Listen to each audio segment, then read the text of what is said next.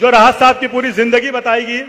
और आप लोगों से मेरी गुजारिश है में जो बहुत मेहनत से तैयार हुई है और 5-7 मिनट में चालू हो गई है।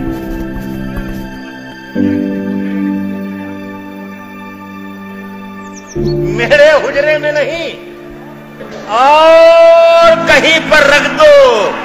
आसमां लाए हो, ले आओ, जमीन पर रख दो।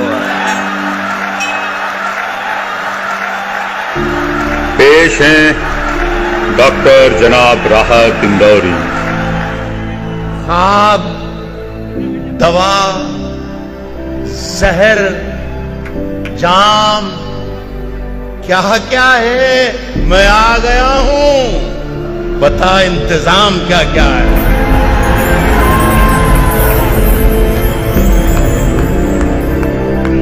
रिफतुल्लाह कुरैशी के मजले बेटे ने ख्वाब बुनना शुरू कर दिए थे।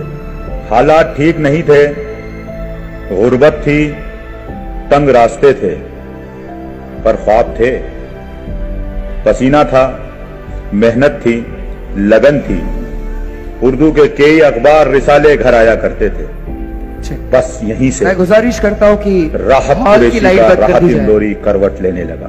मुझे बहुत सी जो चीजें बचपन की याद रही हैं, उनमें वो मकानात भी मुझे आज भी याद हैं कि जब मैं जमीन पर सोता था तो आसमान मेरी छप्पर से कहीं कहीं पेवंद इसके नजर आते थे। तो मैंने ये इस तरीके की जिंदगी गुजारी थी अपने बचपन में। नयापुरा के सरकारी उर्दू स्कूल में कलम कागज से पहली मुलाकात हुई। शायद राहत इंदौरी के नन्हे कदमों का फैज है वही रानीपुरा आज भी शायरी का दीवाना है, और राहत इंदौरी का भी।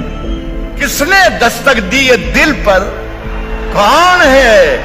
आप तो अंदर हैं, बाहर कौन है? रानीपुरा मेरे लिए बिल्कुल दिल्ली की जामा मस्जिद की सीढ़ियों की तरह था, जो वहां के बड़े लोग बैठते थे। इसलिए मैंने ये शेर कहा था कि मेरी दिल्ली मेरा रानीपुरा है, मेरी दिल्ली मेरा रानीपुरा है, गली में कुछ सुखनवर बैठते हैं। तो वो छोटी सी गली है, उसमें हम बैठकर सीखते थे, यही सीख रहे। अब राहत कुरैशी कॉलेज में थे, लफ्ज से लफ्ज टकराने लगे थे। फिर कवाल किशन बेताब उन्हें रानीपुरे की बज़्म अदब लाइब्रेरी में ले गए और वहां खड़ा कर दिया। बज़्म अदब से आधी सदी पहले निकली आवाज आज हिंदुस्तान ही नहीं दुनिया में सुनाई दे रही है। सिर्फ मुशायरे का वकार नहीं है, उसकी पहचान बन गई है। कश्ती तेरा नसीब चमकदार कर दिया, कश्ती तेरा नसीब चमकदार कर दिया, इस पार के थपेड़ों ने उस पार कर दिया। दिलचस्पी क्योंकि मेरी लिखने पढ़ने में शुरू से बचपन से रही थी, तो मेरी दिलचस्पी का सामान था। तो मैं फिर चारों तरफ देखना ही मैंने बंद कर दिया। अलबत्ता मेरी जो पहला शौक था पेंटिंग का, वो मैंने जारी रखा था।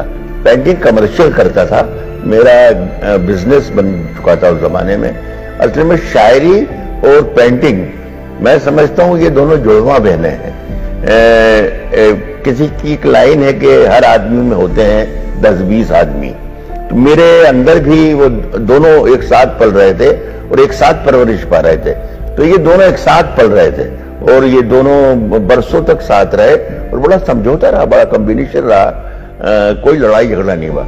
लेकिन अचानक मुझे ऐसा लगा जैसे शायर ने ऐलान कर दिया कि मैं हूं, अकेला मैं हूं, और इस जिस्म पर, इस दिमाग पर, इस सोच पर सिर्फ मेरा हक है। देवास के उस मुशायरे से शुरुआत हुई जिसकी सिफारिश उनकी मां मकबूल बी ने की थी। जिसकी सिफारिश मां कर देती है उसे किसी और सिफारिश की जरूरत नहीं पड़ती। वहां पर उस वक्त के हिंदुस्तान के जो टॉपर्स थे, बड़े शायर थे, वहां मैंने उनके बीच ये मुशायरा पढ़ा। उस जमाने में मेरे परिचय में, मेरे तारुफ में सिर्फ इतना कहा कि लीजिए सुनिए जनाब राहत को। से पूछो क्या गदई मांगती है कितना लहू, सब समझते हैं ये धंधा बड़े आराम का है। मुझे कोई ना पहचानता था ना जानता था, लेकिन मेरा शेर जरूर था मेरे पास, जो मैंने सुनाया और लोगों के दिलों में घर कर गया, लोगों ने पसंद किया, और वहीं से फिर लोगों से मेरी सलाम दुआ हुई और धीरे धीरे धीरे धीरे धीरे सफर शुरू हुआ। राहत इंदौरी धीरे धीरे मकबूल हो रहे थे और घर से दूर भी हो रहे थे। मेरी बीवी ने 10 बरस तक मेरे बच्चों को पाला और 10-12 बरस के बच्चे जब हो गए तब मैंने देखा कि ये अब मेरे बच्चे इतने बड़े बड़े हो गए, मेरी बेटी, मेरे 2 बेटे। वरना मैं 20-20, 25-25 दिन के दौरे पर निकल जाता था, इन्हें मालूम नहीं होता था। सीमा राहत के लिए मुश्किलें थी, जिनको शादी के शुरुआती दिनों में ही सुनना पड़ा था, शायर की बीवी हो, गुजारा हो जाता है, पर आगे अभी और बहुत कुछ सुनना था। वो सुनती रहीं, सुनती रहीं, सुनती रहीं, और राहत इंदौरी पढ़ते रहे, पढ़ते रहे, पढ़ते रहे। हमारे सर की फटी टोपियों पे तंज न कर, हमारे ताज अजायब घरों में रखे। क्या कहने। हिंदुस्तान ही नहीं, दुनिया भर में उनके शेर गूंज रहे थे, छाती ठोक कर कह रहे थे, बोल रहे थे, किसी की उन्हें परवाह नहीं थी, ना ही कहने से चूक रहे थे। जो नहीं होगा वो अखबार में आ जाएगा, और चोर उचक्कों की करो कद्र के मालूम नहीं। चोर उचक्कों की करो कद्र के मालूम नहीं, कौन कब कौन सी सरकार में आ जाएगा।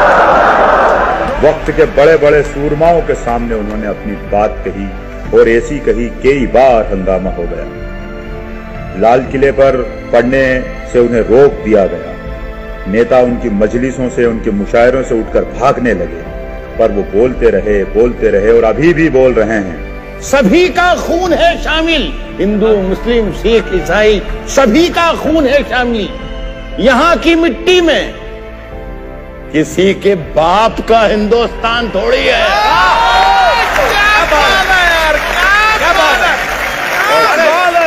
ये वो आवाज है जो हिंदुस्तान की आवाज है, जो कह रही है, राहत इंदौरी जिंदाबाद, राहत इंदौरी जिंदाबाद, राहत इंदौरी जिंदाबाद। अब क्या है कि हम अपनी जान के दुश्मन को अपनी जान कहते हैं। मोहब्बत की इसी मिट्टी को हिंदुस्तान कहते हैं। बहुत अच्छे।